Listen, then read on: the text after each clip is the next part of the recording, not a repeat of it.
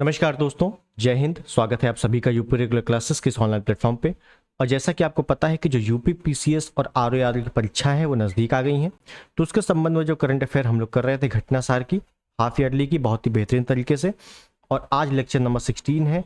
और आपको पता है कि पिछले क्लासेस से हम लोग आर्थिकी इकोनॉमिक्स वाला पोर्सन समाप्त किया है और आज से हम लोग कर रहे हैं उत्तर प्रदेश करंट अफेयर, क्योंकि उत्तर प्रदेश करंट अफेयर भी काफ़ी अच्छी भूमिका निभाता है करंट अफेयर में। ठीक है, इसके भी अच्छे खासे प्रश्न पूछे जाते हैं। तो उत्तर प्रदेश करंट अफेयर की आज पहली क्लास होगी और वैसे नंबर 16 टोटल क्लास होगी। वन लाइनर हम लोग पहले कर चुके हैं। आज से उत्तर प्रदेश हम लोग पूरा समाप्त करेंगे। 2 या 3 क्लासों में उत्तर प्रदेश पूरा समाप्त हो जाएगा। ठीक है, उसके बाद फिर आपका करंट में स्टैटिक चीज़ें बचेंगी, स्टैटिक। और स्टैटिक भी आपको सिर्फ 2 या 3 वीडियो में पूरा समाप्त कर दूंगा। ठीक है, पूरे 6 महीने का करंट अफेयर समाप्त हो जाएगा आने वाले 1 हफ्ते के अंदर। ठीक, तो चलिए शुरुआत करते हैं सेशन की। उससे पहले अगर आप चैनल पर नए हैं सब्सक्राइब कर दें, इस वीडियो को लाइक कर दें और अपने दोस्तों में शेयर जरूर कर दें। ठीक है, तो चलिए शुरुआत करते हैं। और उत्तर प्रदेश से प्रमुख जो घटनाक्रम है वो क्या है, तो देखते हैं पहला घटनाक्रम। तो देखिए, पहला जो घटनाक्रम है वो है यूपी सार्वजनिक परीक्षा अध्यादेश 2024 को मंजूरी।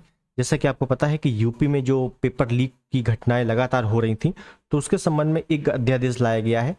अब ये क्या अध्यादेश आपने पढ़ा भी होगा, तो उसके बारे में हम लोग पूरी डिटेल देखेंगे। उत्तर प्रदेश में प्रतियोगी परीक्षाओं का पेपर लीक कराने वालों को अब 2 साल से लेकर आजीवन कारावास तक की सजा भुगतनी होगी। 1 करोड़ रुपए जुर्माना भी लगेगा। तो मेन जो जुर्माना है 1 करोड़ जुर्माना है और जो सजा का प्रावधान है 2 साल से लेकर आजीवन कारावास तक। इससे संबंधित उत्तर प्रदेश सार्वजनिक परीक्षा अनुचित साधनों की रोकथाम अध्यादेश 2024 नाम दिया गया है के प्रारूप को 25 जून 2024 को मुख्यमंत्री योगी आदित्यनाथ जी की अध्यक्षता में हुई कैबिनेट बैठक में मंजूरी दी गई।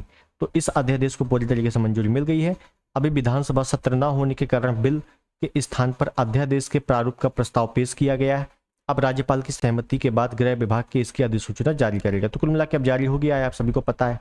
ठीक है, इसमें है क्या कि यह विभिन्न भर्ती परीक्षाओं, नियमितीकरण या पदोन्नति करने वाली परीक्षाओं, डिग्री, डिप्लोमा, प्रमाण पत्रों, शैक्षणिक प्रमाण पत्रों के लिए होने वाली प्रवेश परीक्षाओं पर भी लागू होगा। जो एंट्रेंस एग्जाम होते हैं उनके लिए भी होगा और जो डायरेक्टली नौकरियों के लिए जो एग्जाम होते हैं उनके लिए भी होगा।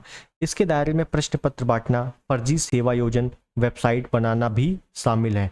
तो फर्जी वेबसाइट और या प्रश्न पत्र, जो फेक प्रश्न पत्र बांटे जाते हैं, तो जो बांटेगा उसको भी यही सजा मिलेगी।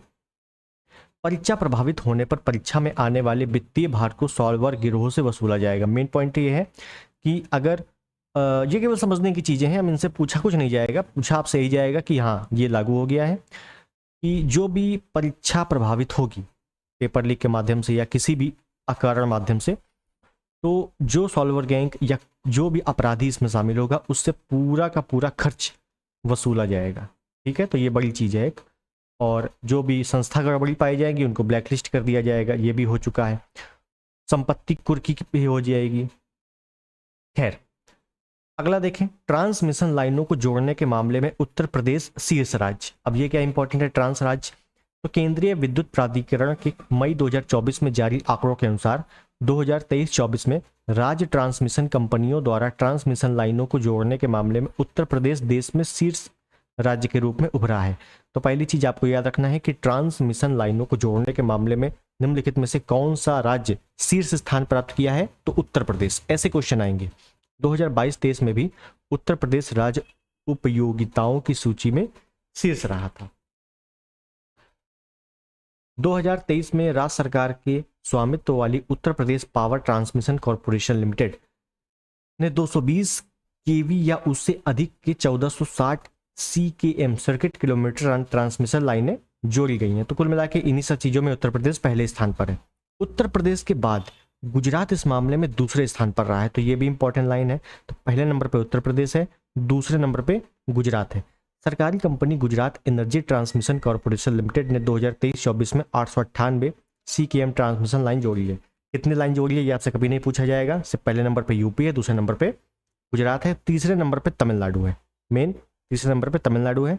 सरकारी utility company Tamil Nadu transmission corporation limited 753 CKM transmission line जोड़ी गई है इसमें। ठीक है, Andhra Pradesh transmission corporation of Andhra Pradesh limited के साथ चौथे स्थान पर रहा है। तो पहले नंबर पे आपका यूपी है, दूसरे नंबर पे गुजरात है, तीसरे नंबर पे तमिलनाडु है, चौथे नंबर पे आंध्र प्रदेश है। ठीक, उसके बाद देखेंगे अगला इंपॉर्टेंट, आरती को अमल क्लूनी महिला सशक्तिकरण पुरस्कार। अब ये क्या चीज है? तो 22 मई 2024 को उत्तर प्रदेश के बहराइच जिले की 18 वर्षीय ई रिक्शा चालक आरती को लंदन में प्रिंस ट्रस्ट अवार्ड समारोह में अमल क्लूनी महिला सशक्तिकरण पुरस्कार से सम्मानित किया गया है। मोस्ट इंपॉर्टेंट पॉइंट है, बहुत इंपॉर्टेंट पॉइंट है, ये एग्जाम में आना ही आना है, चाहे यूपीपीसीएस में आ जाए, आरओ में आ जाए, हो सकता है दोनों में आ जाए, कि उत्तर प्रदेश के किस जिले की रहने वाली 18 वर्षीय ई रिक्शा चालक आरती को लंदन में अवार्ड दिया गया, तो बहराइच की है। या हाल ही में उत्तर प्रदेश के बहराइच की निम्नलिखित में से किस महिला को अवार्ड दिया गया, तो आरती। तो इस प्रकार से कई सारे क्वेश्चन, 3 से 4 प्रकार के क्वेश्चन इससे बन सकते हैं, तो ये आपको ध्यान रखना है। उसके बाद है, उन्हें सरकार की पिंक ई रिक्शा पहल के तहत अपने कार के माध्यम से अन्य युवा लड़कियों को प्रेरित करने के लिए सम्मानित किया गया है। तो सम्मानित किया गया है कि भैया और लड़कियां हैं वो भी रिक्शा चलाएं, पढ़ाई लिखाई छोड़कर। ठीक है, तो कुल मिला के सरकार की यही मंशा है कि हम नौकरी नहीं निकालेंगे, आप इसी प्रकार से रोजगार ढूंढिए। खैर, प्रोत्साहन मिलना चाहिए, लेकिन नौकरियां भी सरकार को देनी चाहिए। अगला है, पिंक ई रिक्शा पहल महिलाओं के लिए सुरक्षित परिवहन प्रदान करती है। ठीक है, तो नाम याद रखना है, पिंक ई रिक्शा पहल के तहत नाम क्या है? आरती। उनको कौन सा अवार्ड मिला है? अमल क्लूनी महिला सशक्तिकरण पुरस्कार। कहाँ? लंदन में प्रिंस ट्रस्ट अवार्ड समारोह में। क्लियर?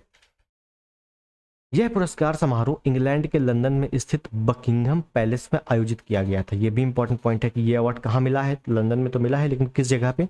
तो बकिंघम पैलेस में मिला है। ठीक है, आरती आत्मनिर्भर बनने के लिए राष्ट्रीय शहरी आजीविका मिशन के तहत शहर की सड़कों पर पिंक ई रिक्शा की चालक है। बहराइच की जिला मजिस्ट्रेट मोनिका रानी के नेतृत्व में यह अभिनव पहल 2023 में गांधी जयंती पर शुरू की गई थी।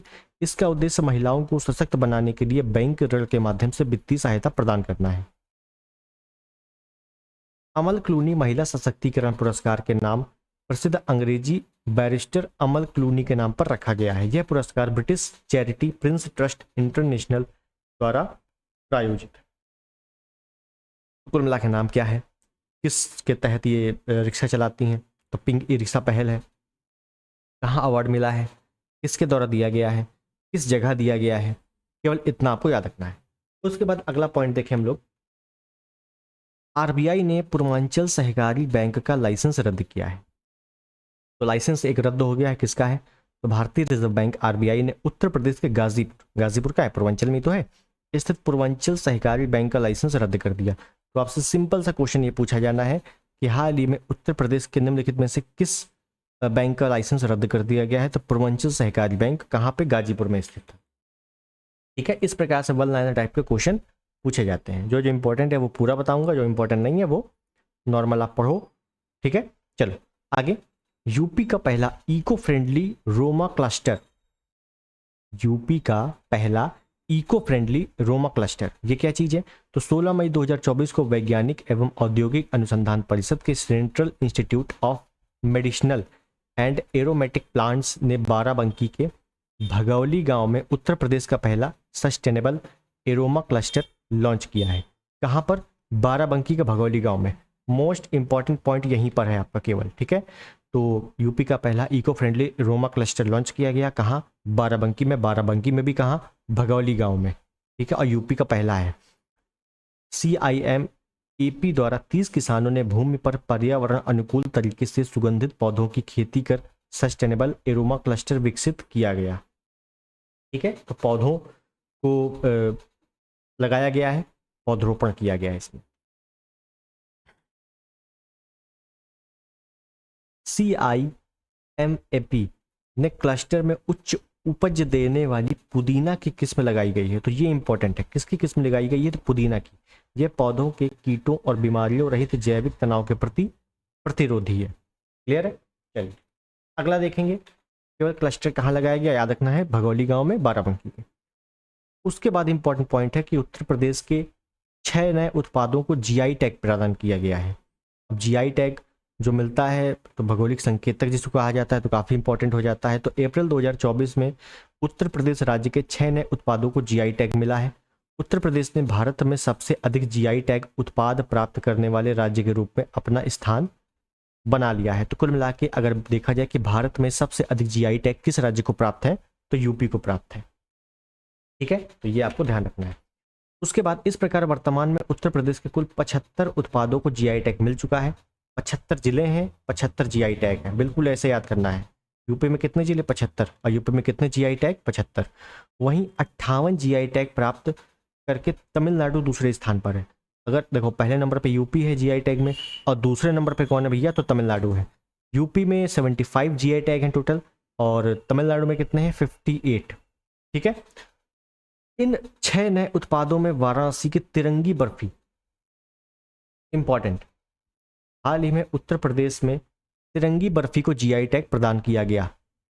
यह किस जिले से संबंधित है? तो वाराणसी। ऐसे प्रश्न बनते हैं, जिसे स्वतंत्रता आंदोलन के दौरान एक स्थानीय मिठाई निर्माता द्वारा बनाया गया था। तो तिरंगी बर्फी काफ़ी सालों से बनती आ रही है। उस वक्त जब अंग्रेजी हुकूमत ने देश में तिरंगा लेकर चलने पर रोक लगा दी थी, तब ये मिठाई बनाई गई थी। तो उस समय से एक अच्छे तरीके से बनी हुई है। जीआई टैग का एक ऐसा नाम या चिन्ह है जो किसी विशिष्ट भौगोलिक स्थान या मूल से संबंधित है। इसकी अवधि 10 वर्षों के लिए होती है। तो 10 वर्ष बाद चेंजमेंट होता रहता है, घटता बढ़ता रहता है। ठीक है, जीआई टैग अधिनियम कब आया था? 1919 में आया था। ये भी आपको याद रखना है। वाणिज्य एवं उद्योग मंत्रालय के उद्योग संवर्धन एवं आंतरिक व्यापार विभाग का एक प्रभाग भौगोलिक संकेतक रजिस्ट्री जीआई टैग प्रदान करता है। तो वाणिज्य एवं उद्योग मंत्रालय ही टोटल जीआई टैग प्रदान करते हैं। तो उत्तर प्रदेश पहले नंबर पे है। अब जो नए 6 जीआई टैग मिले हैं उसमें तिरंगी बर्फी तो है ही, और क्या क्या है वो देखो। ये ग्राफ आपको अच्छे से पता होना चाहिए, पूरा पूरा ग्राफ क्या? टेबल। ठीक है, क्या क्या है? तिरंगी बर्फी को मिला है जीआई टैग जो कि वाराणसी की है। मेटल कास्टिंग क्राफ्ट को मिला है जो कि वाराणसी की है। थारू कढ़ाई, भाई थारू जनजाति कहाँ है? थारू जनजाति के लिए एक विश्वविद्यालय भी बना है, कहाँ है?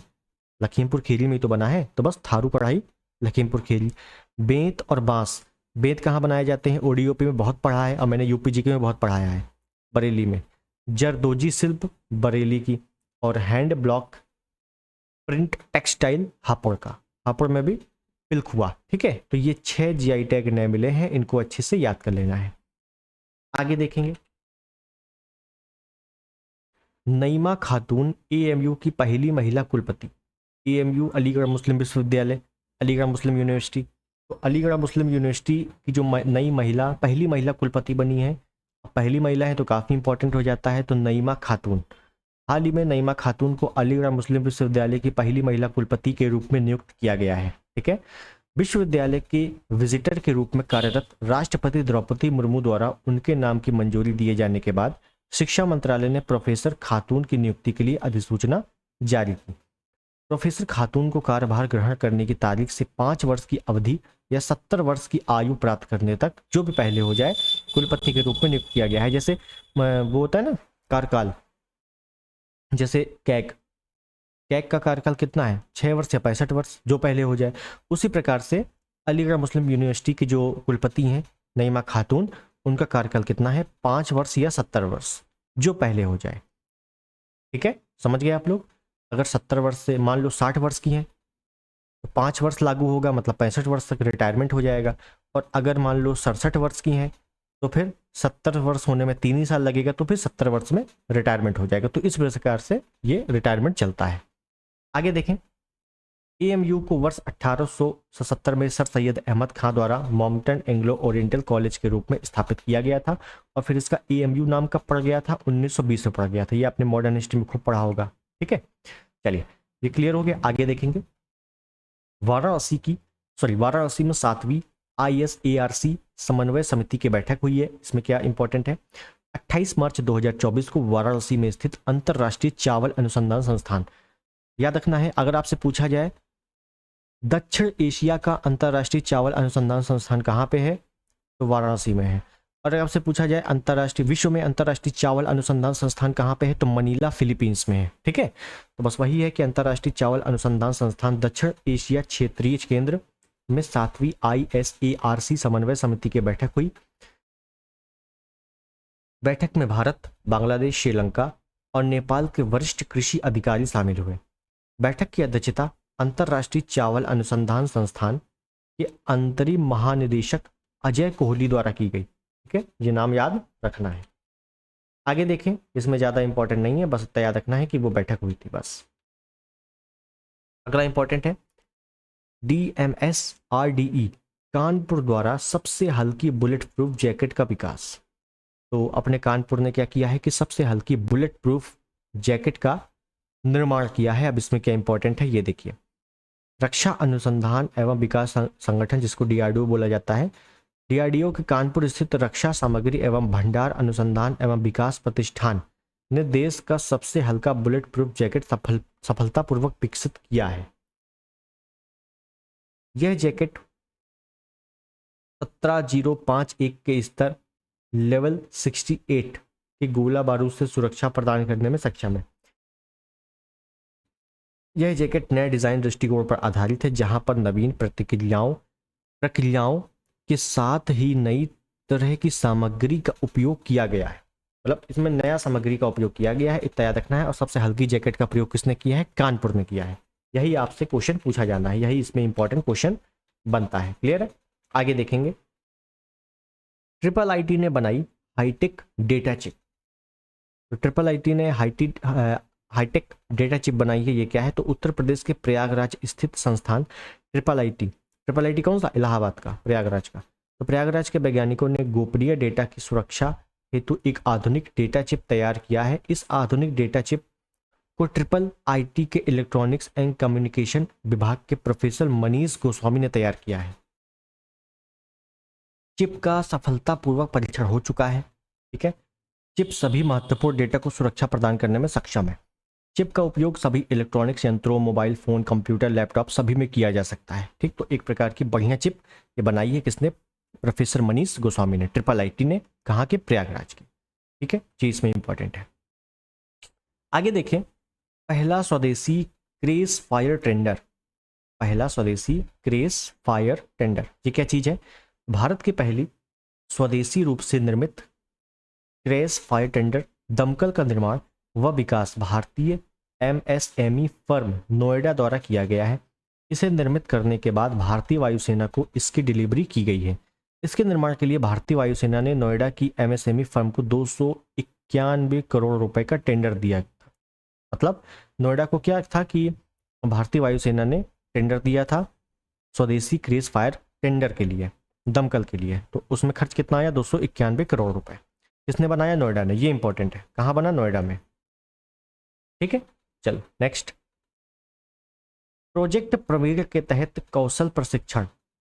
एक प्रोजेक्ट प्रवीण है, इसके तहत क्या हुआ है? कौशल प्रशिक्षण हुआ है। देखते हैं। उत्तर प्रदेश सरकार ने प्रोजेक्ट प्रवीण के तहत राज्य के 61,000 से अधिक छात्रों को कौशल प्रशिक्षण प्रदान किया है। इस योजना के अंतर्गत युवाओं को रोजगार बाजार हेतु तैयार करने के लिए मुफ्त कौशल प्रशिक्षण और आधुनिक पाठ्यक्रम प्रदान किया गया है। कुल मिला के एक तरीके से स्किल इंडिया के तहत ही, स्किल इंडिया क्या था कि स्किल सिखा रहे थे। बस वही चीज़ है कि प्रोजेक्ट प्रवीण के तहत स्किल सिखाई जा रही है थोड़ी बहुत। जो भी स्किल सीखना चाह रहे हैं अलग अलग तरीकों से, उसके लिए क्या था कि रोजगार उनको मिल सके। इस परियोजना के माध्यम से राज्य के उच्चतर माध्यमिक विद्यालय के 6 से 12 तक के छात्रों को प्रशिक्षण प्रदान किया जाएगा। तो कुल मिला के इंटर तक के छात्रों के लिए है। ठीक है, प्रोजेक्ट प्रवीण मोटा मोटा याद रखना है। प्रोजेक्ट प्रवीण किससे संबंधित है? तो कौशल विकास से संबंधित है। ठीक है, बाकी आपसे ये सब नहीं पूछा जाना है कितने आंकड़े, कैसा क्या क्या। उसके बाद देखिए, उत्तर प्रदेश में साइबर पुलिस स्टेशन इंपॉर्टेंट। तो अब साइबर पुलिस स्टेशन क्या है देखते हैं। तो उत्तर प्रदेश सरकार द्वारा 57 जिलों में साइबर पुलिस स्टेशन स्थापित करने की योजना है। तो कुल मिलाकर 75 जिले हैं, जिसमें से 57 जिलों में साइबर पुलिस स्टेशन स्थापित करने की योजना बनाई जा रही है। साइबर पुलिस स्टेशन क्या होते हैं? जो ऑनलाइन फ्रॉड होते हैं उसके लिए है, सिंपल सी बात। जिसमें प्रत्येक साइबर पुलिस स्टेशन में अधिकारियों और कर्मचारियों के लिए 25 पद होंगे।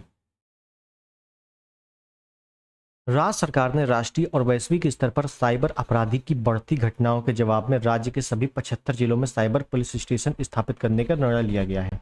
लेकिन अभी केवल 57 है। बाद में जब बढ़ेंगे तो देखा जाएगा। जबकि 18 मंडलों में साइबर स्टेशन पहले से ही शुरू हैं, शेष 57 जिलों में भी स्टेशन स्थापित होंगे। तो जब स्थापित होंगे तब डायरेक्टली लिस्ट आएगी कैसे कैसे क्या क्या बनेंगे, तो उनके बारे में बाद में बात करेंगे। लेकिन अभी आपको केवल नंबर याद करना है कि 18 मंडल में ऑलरेडी चल रहे हैं, 57 जिलों में स्थापित करने की योजना बन रही है। और कर्मचारी कितने होंगे? प्रत्येक साइबर पुलिस स्टेशन में 25 पद साइबर पुलिस वालों के लिए होंगे। ठीक, आगे देखें। इंपॉर्टेंट ये है आपका कि चित्रकूट में बनेगा डिफेंस कॉरिडोर। डिफेंस कॉरिडोर लगभग काफ़ी अच्छे तरीके से इसकी योजनाएं चलाई जा रही हैं।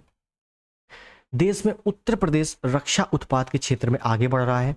इसी क्रम में बुंदेलखंड क्षेत्र के चित्रकूट जनपद में डिफेंस कॉरिडोर विकसित करने की घोषणा की गई है। तो हाल ही में किस जिले में डिफेंस कॉरिडोर बनेगा? तो याद रखना है चित्रकूट में, बुंदेलखंड क्षेत्र के चित्रकूट में। इस कॉरिडोर की स्थापना के लिए पर्यावरण, वन और जलवायु परिवर्तन मंत्रालय ने अपनी स्वीकृति प्रदान करती है। चित्रकूट जनपद के करवी के खुटरिया गांव के पास, करवी क्या है? करवी रेलवे स्टेशन है। वहां पे अगर आप लोग गए हो तो चित्रकूट करवी रेलवे स्टेशन पड़ता है, तो खुटरिया गांव है, उसी के पास डिफेंस कॉरिडोर की स्थापना की जाएगी। नाम याद रखना है, खुटरिया। ठीक, जिसका कुल क्षेत्रफल कितना होगा? 102 हेक्टेयर में ये पूरा डिफेंस कॉरिडोर बनेगा। और सभी तरह के इसमें हथियार होंगे, टैंक होंगे, ड्रोन, हेलीकॉप्टर, विशेष बटन, रोबोटिक्स, मिसाइल, अन्य सैन्य उपकरणों का निर्माण किया जाएगा, जैसा कि होता ही है डिफेंस कॉरिडोर में। 102 हेक्टेयर क्षेत्र में विकसित इस डिफेंस कॉरिडोर में 33.6 हेक्टेयर ग्रीन बेल्ट विकसित किया जाएगा। ग्रीन बेल्ट, ठीक है। तो ये आपको इतना याद रखना है। एरिया वगैरह कुछ नहीं पूछा जाता है, केवल इतना पूछा जाएगा कि हाँ डिफेंस कॉरिडोर कहाँ बनेगा? चित्रकूट जनपद में, बस, खुटरिया गांव में। उसके बाद अगला देखेंगे कि यूपी दर्शन पार्क की तर्ज पर waste to wonder park. UP Darshan park है, उसी के जैसा वेस्ट टू वंडर पार्क बनेगा। ये क्या चीज है? उत्तर प्रदेश सरकार द्वारा लखनऊ में स्थित यूपी दर्शन पार्क की तर्ज पर प्रयागराज जनपद में वेस्ट टू वंडर पार्क विकसित करने की योजना है। दर्शन पार्क कहाँ पे है? लखनऊ में है। दर्शन पार्क जैसा है, उसी के जैसा वेस्ट टू वंडर पार्क बनेगा। कहाँ पर? प्रयागराज में। तो लखनऊ और प्रयागराज ये दोनों हैं इंपॉर्टेंट। उत्तर प्रदेश के प्रयागराज जनपद में इस पार्क के लिए संगम क्षेत्र के नजदीक स्थान का चुनाव किया गया है। तो जहां संगम है प्रयागराज में, वहीं पर जमीन ली जाएगी, उसी में ये वेस्ट टू वंडर पार्क बनाया जाएगा। इस पार्क को विकसित करने की जिम्मेदारी नगर निगम प्रयागराज को दी गई है। इसका निर्माण महाकुंभ 2025 से पहले किया जाएगा। तो कुल मिला के अभी जो 5-6 महीने हैं उसी में इसका निर्माण हो जाना है। ठीक है। वेस्ट टू वंडर पार्क में वेस्ट मटेरियल का प्रयोग करके कलाकृतियां बनाई जाएगी। जितना भी कचरा होगा उससे क्या किया जाएगा? कलाकृतियां बनाई जाएगी इससे। ठीक है, तो इतना याद रखना है कि वेस्ट टू वंडर पार्क कहाँ बनेगा? प्रयागराज में। किसकी तर्ज पर? तो दर्शन पार्क की तर्ज पर। कहाँ का दर्शन पार्क? लखनऊ। अगला देखेंगे हाइड्रोजन ईंधन आधारित रेलवे इंजन का निर्माण। हाइड्रोजन ईंधन से चलने वाला रेलवे इंजन। भारतीय रेलवे उत्तर प्रदेश के कानपुर स्थित भारतीय प्रौद्योगिकी संस्थान के साथ मिलकर हाइड्रोजन ईंधन आधारित रेलवे इंजन निर्माण की योजना पर कार्य कर रहा है। तो कुल मिला के हाइड्रोजन से चलने वाला जो रेलवे इंजन है उसका निर्माण कानपुर में किया जा रहा है। यह है भारत का पहला हाइड्रोजन ईंधन आधारित रेलवे इंजन होगा जिसका निर्माण कानपुर में किया जाएगा। बस यही इंपॉर्टेंट है, क्योंकि अब पूरी तरीके से निर्माण हुआ नहीं है, तो आपसे केवल यही पूछा जाएगा कि कहाँ निर्माण होगा? कानपुर में होगा। सिंपल सी चीज है। ठीक है, आगे देखेंगे। गोंडा में बनाया जाएगा कछुआ संरक्षण रिजर्व या कछुआ संरक्षण केंद्र। मोस्ट इंपॉर्टेंट ये चीज आपका यूपीजी के भी है, ये आपका करंट अफेयर भी है, और यही आपका पर्यावरण भी है। पर्यावरण की अलग से सवाल थोड़ी ना होते हैं, पर्यावरण में यही सब सवाल आते हैं, वन्य जीव अभ्यारण्य वाले। तो कछुआ संरक्षण केंद्र बनाया जाएगा। देखिए, उत्तर प्रदेश के गोंडा जिले में वन विभाग turtle cervical alliance foundation India के सहयोग से एक संरक्षण प्रयास शुरू कर रहा है। इस प्रयास का उद्देश्य घाघरा नदी की सहायक नदी सरजू नदी के किनारे या सरयू नदी के किनारे एक कछुआ संरक्षण रिजर्व स्थापित करना है। ठीक है, किस नदी के किनारे? याद रखना है। और कहाँ बनेगा? गोंडा में। ये भी याद रखना है।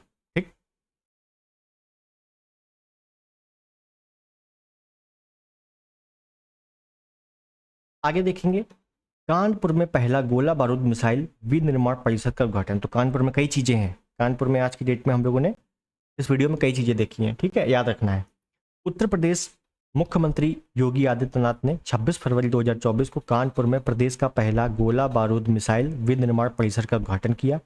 कानपुर में स्थापित की जाने वाली इस सुविधा का निर्माण अडानी डिफेंस, अडानी का नाम आ गया भाई साहब, अडानी डिफेंस और एरो स्पेस द्वारा किया जा रहा है। 4000 नौकरियां और 3000 करोड़ रुपए से अधिक के निवेश वाला यह विनिर्माण परिसर अपने आप में आत्मनिर्भर होगा। तो कुल मिला के जो कानपुर में पहला गोला बारूद मिसाइल विनिर्माण परिसर बनेगा, इस पे 4000 नौकरियां होंगी और लगभग 3000 करोड़ रुपए के लागत से ये बनेगा। किसके द्वारा बनाएंगे? तो अडानी डिफेंस के द्वारा और एरो स्पेस दोनों मिलकर इसका निर्माण करेंगे, ठीक है।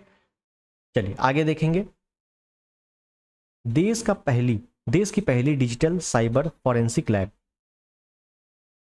साइबर पुलिस वाला मैंने बताया था, अब ये क्या है? तो साइबर फॉरेंसिक लैब है। उत्तर प्रदेश के नोएडा में स्थित गौतम बुद्ध विश्वविद्यालय, पहली चीज यहीं पर, गौतम बुद्ध विश्वविद्यालय कहाँ पे स्थित है, किस जिले में स्थित है? हजारों बार क्वेश्चन पूछा गया है यूपी जीके में, तो याद रखना है गौतम बुद्ध विश्वविद्यालय नोएडा में स्थित है। तो गौतम बुद्ध विश्वविद्यालय में देश की पहली डिजिटल साइबर फॉरेंसिक लैब स्थापित की जा रही है। मोस्ट इंपॉर्टेंट पॉइंट यही है आपका एग्जाम वाले पॉइंट, कि उत्तर प्रदेश के नोएडा में गौतम बुद्ध विश्वविद्यालय में देश की पहली डिजिटल फॉरेंसिक लैब स्थापित की जा रही है। इसमें देश की सीमा में विदेशी ड्रोन, कैमरों, फोन, अन्य जासूसी उपकरण के डेटा रिकवर किया जा सकेगा, ठीक है ना। तो इन सब रिकवर करने के लिए फॉरेंसिक लैब का निर्माण किया जा रहा है। कहाँ? गौतम बुद्ध विश्वविद्यालय में। कहाँ? नोएडा में। क्लियर है? आगे देखिए, उत्तर प्रदेश राज्य का छठा रेल कोच रेस्टोरेंट, राज्य का छठवां रेल कोच रेस्टोरेंट है। उत्तर प्रदेश के प्रयागराज जनपद के प्रयागराज जंक्शन पर प्रदेश का छठा रेल कोच रेस्टोरेंट का शुभारंभ मई 2024 में किया गया। तो प्रयागराज जंक्शन में क्या किया गया? रेल कोच रेस्टोरेंट का शुभारंभ किया गया, जो कि 6वें क्रम का है। इस क्रम का है 6वें नंबर का। उत्तर प्रदेश के लखनऊ, बरेली, वाराणसी, झांसी, आगरा कैंट में रेल कोच रेस्टोरेंट का संचालन पहले से ही किया जा रहा है। तो उत्तर प्रदेश में निम्नलिखित में से कितने रेल कोच रेस्टोरेंट है, या ऐसे पूछ लेगा कि उत्तर प्रदेश में निम्नलिखित में से कौन सा रेल कोच रेस्टोरेंट नहीं है, या किस जिले में रेल कोच रेस्टोरेंट नहीं है? तो 6 है। अब 6 तो याद करने ही पड़ेंगे, इंपॉर्टेंट है, ठीक है, 6 तो याद करने ही पड़ेंगे, इंपॉर्टेंट। तो कहाँ? लखनऊ, बरेली, वाराणसी, झांसी, आगरा, और वर्तमान में कहाँ खोला गया? इलाहाबाद प्रयागराज जंक्शन में, ठीक है। रेल कोच रेस्टोरेंट के रूप में एसी सेकंड कोच को एक रेस्टोरेंट का रूप दिया गया है। इसमें सिर्फ शाकाहारी भोजन उपलब्ध होगा। तो कुल मिला के जो रेलवे के डिब्बे होते हैं ना एसी वाले, उन्हीं को एक रेस्टोरेंट बना दिया गया है, उसी में आपको खाना सर्व किया जाएगा। बस ये चीज है, और कोई बड़ी चीज नहीं है, ठीक। इस रेल कोच रेस्टोरेंट में 56 लोगों के बैठने की सुविधा होगी। यह रेस्टोरेंट 24 घंटे खुला रहेगा। अच्छा खासा पैसा लगेगा इसमें, जाहिर सी बात है। और आने वाले दिनों में गोरखपुर में भी ऐसे ही रेल कोच रेस्टोरेंट खोलने की योजना है। तो आने वाले दिनों की बात नहीं होगी, केवल वर्तमान में होगा कि वर्तमान में प्रयागराज में खोला गया है, और ये 6वें नंबर का है। बाकी 6 कौन कौन से चल रहे हैं? बाकी 5, तो टोटल 6 आपको याद रखने हैं, ठीक है। तो ये चीजें आपको क्लियर हो गई, रेल कोच रेस्टोरेंट। आगे तो आगे हमारा सारे क्वेश्चन यहीं पर समाप्त हो गए हैं। और एक चीज बता दूं, जो यूपी करंट है, यूपी करंट की ये पहली क्लास थी। 2 से 3 क्लासेस टोटल होनी है, तो आज पहली हो गई।